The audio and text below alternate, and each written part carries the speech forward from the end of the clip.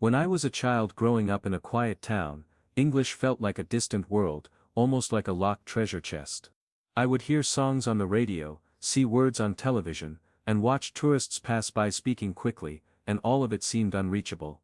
At that time my world was small, but my dreams were big. I imagined traveling, making friends from different countries, and understanding the words of books and films without needing translations. But for many years, English was a mystery, and it felt too difficult, too far away. This story is not only about me, it's also about you, and everyone who listens today.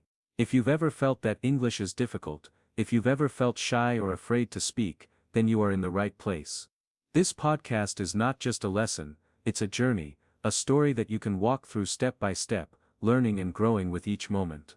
Let's begin with the day my world changed. I was 17 years old when I met my first English teacher who truly believed in me. Her name was Mrs. Roberts. She was not from my town, she was from London, and she spoke with an accent that was clear, smooth and musical. The first time she entered the classroom I thought, this is it, this is the sound of English I've always wanted to understand. She didn't just open a textbook and start reading, she told us a story. It wasn't about grammar or vocabulary lists, it was about her own life, her first trip to another country, and how she felt when she couldn't speak the local language. That day, I realized something important: learning a language isn't about memorizing. It's about experiencing.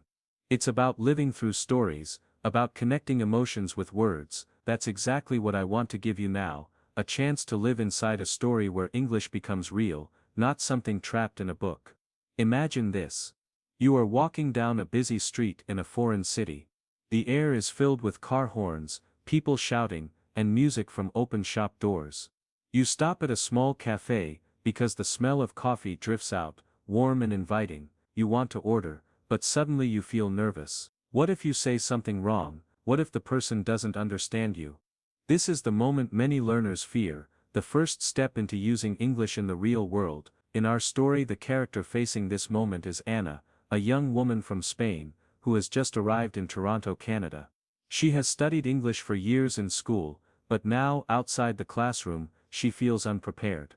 She steps into the cafe, looks at the menu, and her mind goes blank. The barista smiles and says, "Hi there, what can I get for you today?" Anna freezes. The words are simple, but they arrive too fast.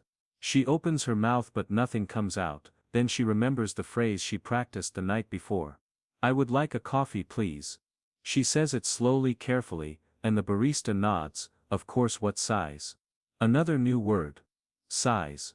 She has seen it in her notebook, but in this moment she forgets the meaning. She hesitates, then chooses the safe answer, "Medium, please." The barista hands her the coffee, and Anna feels relief wash over her. It wasn't perfect, but she did it. She ordered in English. Why does this matter? Because every small step is a victory. Every moment you use English in real life builds your confidence, just like Anna's. Mistakes are part of the process, and they are not signs of failure, they are signs of progress. After leaving the cafe, Anna sits on a bench outside and opens her notebook. She writes down the new word, size. Next to it she writes an example: "What size coffee do you want?" By writing and repeating, she makes the word part of her memory. Later, when she orders again, it will feel easier. This is how learning works, not in big leaps, but in many small steps. Now let's pause the story for a moment. Think about your own journey. Can you remember the first time you tried to use English outside of the classroom? Maybe you were traveling, maybe you were sending a message to a friend online, or maybe you were speaking to a teacher. How did you feel? Nervous, excited, afraid, proud? Those feelings are part of the process. They connect you to the language in a deeper way than any grammar rule ever could. Back to Anna. Later that day, she joins her English class at the university. Her teacher, Mr. Chen, begins with a simple exercise. Think in English, don't translate, just describe your day in simple sentences. Anna struggles at first, but she tries. I wake up, I go to class, I drink coffee. The sentences are simple, but they are real. This is the foundation of fluency. Mr. Chen tells the class. English is not about perfection, it's about communication. If people understand you, then you are already successful. These words give Anna hope. She starts to see English not as a wall she can't climb, but as a bridge she can cross step by step. That night, Anna writes in her diary, "Today I ordered coffee in English. I felt nervous but I tried, I will keep trying." With each entry, her confidence grows. She realizes she is not only learning English, she is building courage. This is the secret that many learners miss. Fluency is not only about knowing the words. It's about having the courage to use them, it's about being willing to make mistakes, laugh about them, and keep moving forward. So let me ask you now, what is your coffee moment? What small step can you take today, to use English in real life? Maybe it's sending a short message to a friend in English. Maybe it's reading one page of a book without translation. Maybe it's speaking to yourself in the mirror.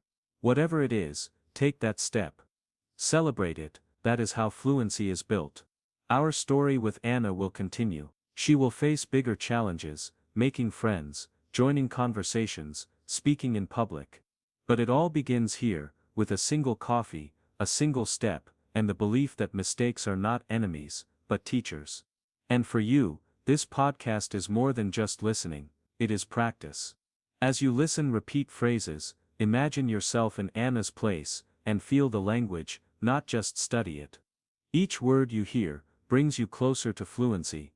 Each story you follow gives you more courage to speak. The journey is long, but remember this: English is not just a language. It is a key, a bridge and a door. It is the tool that connects you to people, opportunities, and dreams around the world. And your journey, just like Anna's, begins now with courage, persistence, and one small victory at a time. The next morning, Anna wakes up early in her small student apartment. The city outside is already alive with noise, cars rushing by, people walking quickly, voices rising and falling in English. She makes a cup of tea and sits by the window, notebook in hand. She writes one sentence in English. "Today I will be brave." She doesn't know what the day will bring, but she promises herself she will face it with courage. At the university, her teacher Mr. Chen introduces a new exercise. Today, he says, we are going to practice conversations. Not long, difficult ones, but short, simple exchanges that you might have in everyday life. He pairs students together. Anna's partner is a young man named Omar from Egypt. At first the conversation feels awkward. Anna looks at her notebook searching for words. Omar smiles and says, "Don't worry, we can help each other." They begin with greetings. "Hello, how are you?"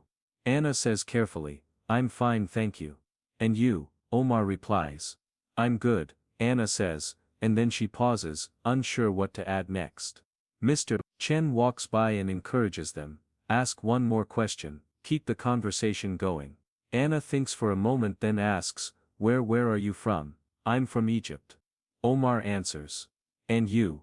"I'm from Spain," she says. It's a small conversation, just a few sentences, but for Anna it feels like climbing a small hill and reaching the top. She has spoken English with a classmate, and he understood her. That moment fills her with energy. After class, Anna and Omar walk to the cafeteria together. They both struggle to order food quickly, but together they laugh at their mistakes. When Anna accidentally asks for a chicken without sandwich, Omar jokes, "Maybe they will just give you a chicken." They laugh, and the embarrassment fades away. She realizes that mistakes are less scary when you share them with a friend. That afternoon, Anna attends a university club meeting for international students. At first she feels nervous walking into the room. She sees people chatting, laughing, and speaking English confidently. She wonders if she belongs there, but then a friendly girl waves and says, "Come join us, my name is May." Anna sits with the group, listening quietly at first. The conversation moves fast, but she begins to catch words here and there. When someone asks her a question, "What do you like to do in your free time?" her heart beats fast. She thinks for a moment and answers, "I like reading, and walking in the park." The group smiles and nods, the conversation moves on, and Anna feels relieved. She has contributed. Later that evening, as she walks home, Anna reflects on the day. 3 times she has spoken English with her partner Omar, with the cafeteria staff, and with new friends in the club. Each time was not perfect, but each time she was understood. That, she realizes, is success.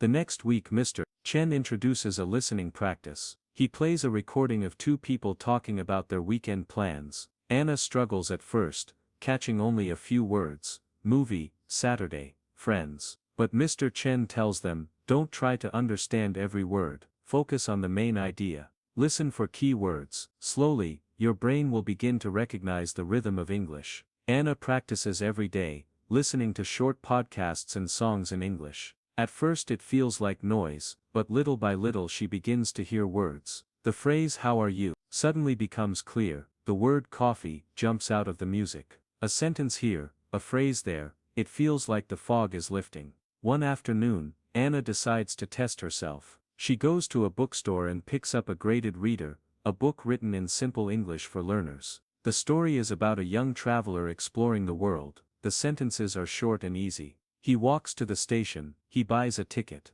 He takes the train. Anna reads slowly, and to her surprise, she understands most of it. She feels proud. For the first time she is reading a book in English, and it makes sense. Back in her apartment, she writes in her diary again, "Today I read 10 pages in English. I understood, I can do this." The next challenge comes unexpectedly. In class, Miss Chen announces, "Next week we will have a small presentation. Each student will speak for 2 minutes about a topic of their choice." Anna feels her stomach tighten. Speak in front of the whole class. 2 minutes in English. It feels impossible. That evening, she calls her mother in Spain. "Mama, I have to give a presentation in English. I am scared." Her mother's voice is gentle. "Remember, Anna, you have already faced so many challenges. You left home, you ordered coffee, you made new friends, you are stronger than you think." Her mother's words give her courage. She chooses her topic, her favorite city in Spain.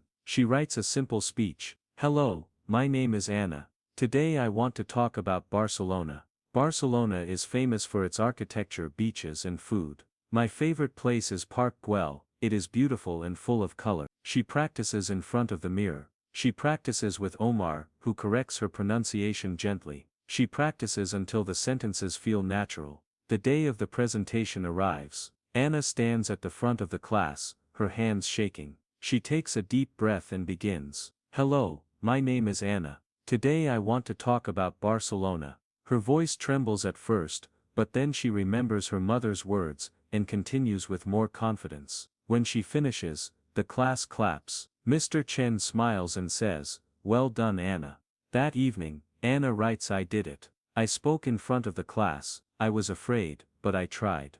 And I succeeded." From that day something changes inside her. She begins to see English not as a mountain, but as a path. The path is long, and sometimes it is steep, but it is not impossible. Every step brings her closer to fluency, and for you, listening now, the lesson is clear. English learning is not about perfection, it is about progress. It is about practicing a little each day, celebrating small victories, and forgiving yourself when you make mistakes. Just like Anna, you can take small steps that build into something bigger. So ask yourself, what step can you take today? Can you read 1 page of a book? Can you listen to a short podcast? Can you speak 1 sentence out loud, even if it's only to yourself? Each of these steps matters. Each one is part of your journey. As Anna walks home that night, the city lights shine around her. She feels tired but happy. She whispers to herself, "I am learning, I am growing, I am not afraid anymore."